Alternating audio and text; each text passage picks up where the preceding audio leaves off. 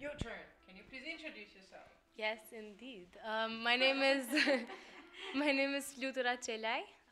I am 17 years old, and I live in Hong Kong, but I'm from Kosovo, and I just moved to Hong Kong 2 years ago, and there my studies are centered around arts mainly, theater and visual arts. So yeah. So why did you move to Hong Kong in the first place? There's this a network of schools around the world, United World Colleges.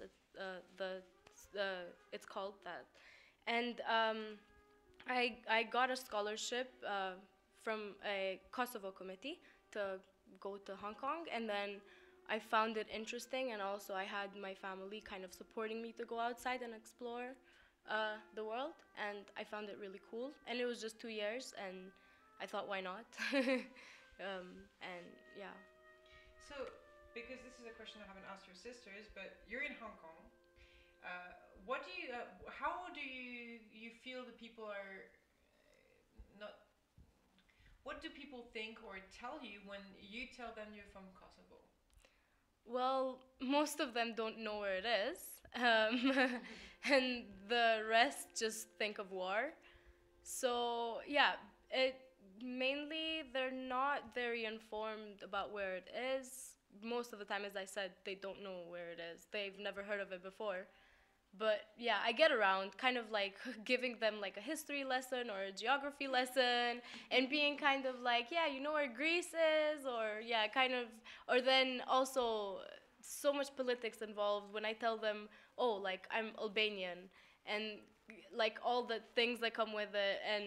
Um, and it's very, most of the time it's very confusing about, like, it cannot be a short answer like where you're from. It always follows up with some sort of like lesson, which I enjoy giving for sure. So, how do you feel your country has changed in the past 10 years? And you're the youngest, so you were Yeah. 7, so you might not remember how it was before. Um, and I'm guessing from your age that you were even born after the war. Yes. But from what you've heard from your mother, from your family, from your sisters, the Yeah. way they live today, how does it feel to be a woman in Kosovo, living outside Kosovo and trying to tell the story of Kosovo from a woman's perspective today? Yeah. It is the longest question I've ever asked. I'm very proud to answer it. um, okay, so yeah, I was really small when we got the independence, but I remember I remember it very clearly how we went in the city in the center, and there was a lot of celebration, and I was really confused, like, why is this happening? Like, we were okay, we didn't have war, why did we need this independence, you know? Like, it's just something very silly. And then I remember I even asked my mom, my dad, why do we need this, you know? Like, why is this independence? And then yeah, a lot of like, it was basically like an extra school day that I got to learn about my country.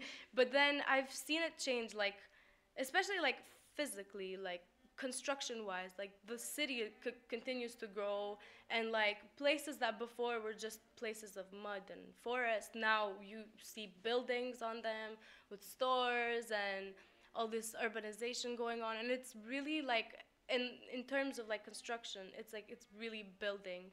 And as in for like social changes, I didn't really go out at 7 years old, like, and, you know, socializing. So I can't really know if there are changes, but I do notice, like, I do notice my friends changing, even in the recent 3, 4 years that I've known them. Like, I do, even in myself.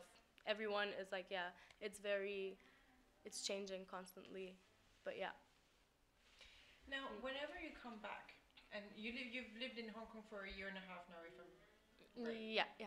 So you're Well, finishing, and so what are you gonna do when you finish your study? Will you come back here? Will you stay over there? What will you do? yeah, I think the biggest issue with Kosovo is that the reason that we're so like, we're not, the the smart people are often not talked about, you know. In Kosovo, it's mostly the corruption and the politicians who are just doing a really bad job. But I think the biggest problem is that people like myself, like very smart people, they often like they find these opportunities and they go outside, they study in foreign countries, and then they just never come back, and they never have the need to contribute back to their country, and therefore we're just left with well, with people who are not as liberal and not as like basically open to making changes, and um, yeah. Do you want to come back to your country and? Yeah, that's the plan, but obviously like even if I do like settle down in some other country, I always want to have that kind of there's this special place for Kosovo in my heart, so I always want to kind of one way or another contribute back to my country.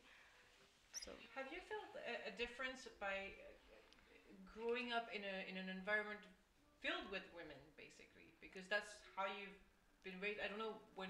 I'm not going to ask a personal question about when you got divorced or how long you've been living, but it seems that you have this little women's community here, and Yes. it's very fascinating. I don't know if you've seen the TV show Better Things. mm, Okay, No. you I've heard remind of me it. I've heard of it. Really?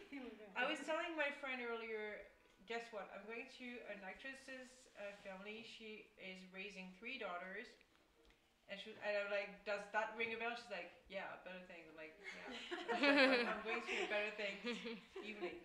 So anyway, how does it feel to... It's good to have your point of view as a very young person. 17-year-old is very young. I wish I was 17 again, but... You might not have seen the difference between the patriarchal society. You might have been just like raised in a very woman's perspective. How does it feel to be just among women? Do you feel empowered somehow? Do you feel like women are just as equal as men here in Kosovo and in the world? I mean, yes, for sure. I think it is a slight disadvantage at times because I feel like I am very blinded towards the other injustice that happens towards women, the other like sexism in Kosovo, basically. Because I've always been in this kind of bubble, even when we were living with like with my dad and my grandpa. It was always this kind of like bubble that we had with my sisters and my mom. So it was always like this kind of support system, and then I tried to follow that up to my friends, and I was always like, but it never really like for me it was never intentional to try and oh, I'm gonna empower this person because that person has the same gender as me. No, it was always sort of like I am going to support my friends because that's how I was raised, and it I don't think it had much to do with the environment I was raised with, like women basically. But for sure, it's unavoidable. Like, if you have the same gender as someone, you do share some experiences and some issues. So I do think that it comes in handy most of the times with problems that we face in Kosovo, to share them, to have the opportunity to share them with women in my house. Now, you've been living abroad for a year and a half, but you do come back as often as you can, and you are evolving in the world of art. Your mother, your sister, Yep. not this one. Do you feel there's something in your generation, and a little bit like when I'm saying your generation, I'm saying like 16 to 25, let's say like. Yeah.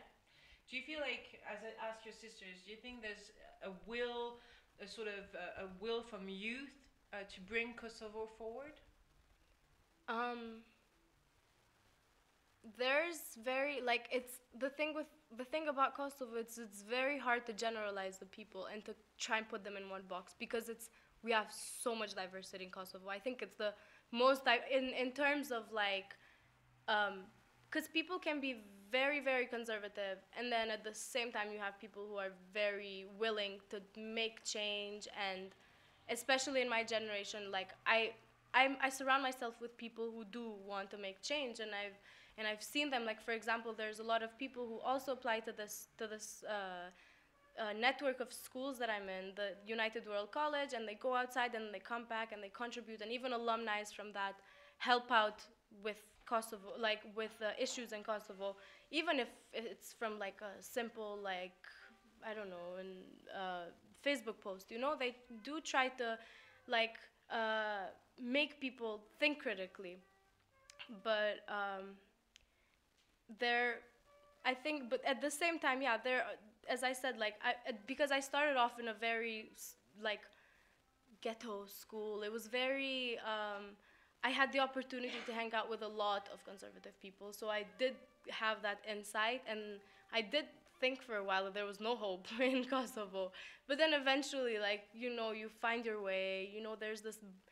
You find this bar with people who kind of think the same way as you, and they're very artsy, perhaps. It's mostly artsy people that they think more forward. They're more updated with issues, and yeah. Thank you very much.